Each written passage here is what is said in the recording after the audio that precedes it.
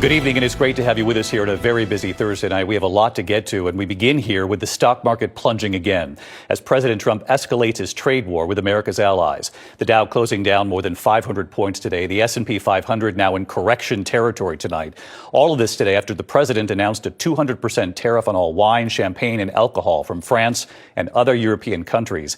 His retaliation for the European tariffs on American goods that were a response to President Trump's tariffs in the first place. The Dow tonight closing down 537 points, closing at 40,813. President Trump today with NATO's Secretary General visiting, defending his tariffs, saying, "I'm not going to bend at all." And tonight here, the new poll just in showing Americans are growing very concerned, weighing in on the president's handling of the economy so far and on his tariffs on our neighbors, Canada and Mexico. ABC's chief White House correspondent Mary Bruce leading us off tonight.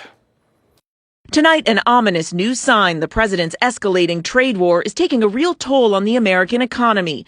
The Dow plunging more than 500 points. And for the first time in 2 years, the S&P 500 closing down 10% from its recent peak, going into what's known as correction territory, an alarm bell for investors that the current roller coaster ride is far from over. Still, President Trump insisting he's not backing down from his sweeping tariffs. You are not going to change your mind. No, not. Look, we've been ripped off for years, and we're not going to be ripped off anymore. No, I'm not going to bend at all. In fact, today, Trump vowing to go even further, threatening a 200% tariff on all wine, champagne, and alcohol coming out of France and the European Union, saying it's in response to the, quote, nasty 50% tariff on U.S. whiskey that the EU announced in retaliation to Trump's tariffs on steel and aluminum. Economists warn American businesses will foot the bill for Trump's tariffs and pass the costs along to consumers by raising prices. And Tyler Armstrong, who owns a wine shop in Greenport, New York, worries that's exactly what he'll have to do. 70% of the wine he sells comes from Europe. I would hope that I wouldn't be paying $60 a bottle for a wine that I pay $20 a bottle for now, because then a $30 bottle of wine could cost $90 for the consumer. Trump acknowledges Americans may take a hit, but argues it's worth it, that our trading partners like Europe, Mexico, and Canada need us more than we need them. Now, there'll be a little disruption, but it won't be very long. But they need us. We really don't need them. Canadian leaders say that's not true. We're your largest customer. There's no one that buys more products off the United States than we do. You're going to be paying a lot more for everything right across the board because you can't get aluminum anywhere else. You only produce 16% of your aluminum.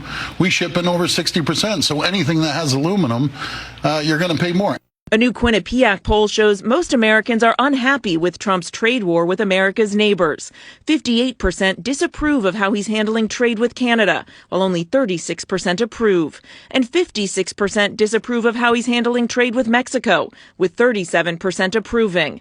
Overall, 54% of Americans disapprove of how Trump is handling the economy. 41% approve. Today, I pressed the president. Many American small business owners say they are concerned that these tariffs are going to hurt them. What's your message to them? They're going to be so much richer than they are right now. And we have many. Yesterday, General Motors was in. They want to invest $60 billion.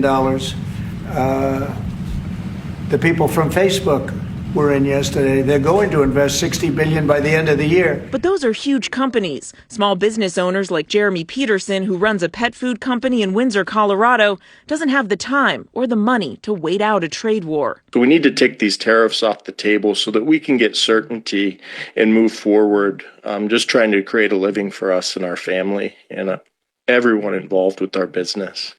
And again, David, those Wall Street jitters about this trade war are only getting worse, but the president has said he's not concerned. Meanwhile, tonight, news about the administration's effort to carry out those mass firings. A federal judge ordering that thousands of employees recently fired must be rehired, calling the process a, quote, sham. The White House tonight is blasting the ruling and vowing to appeal it. David. Mary Bruce leading us off at the White House tonight. Mary, thank you.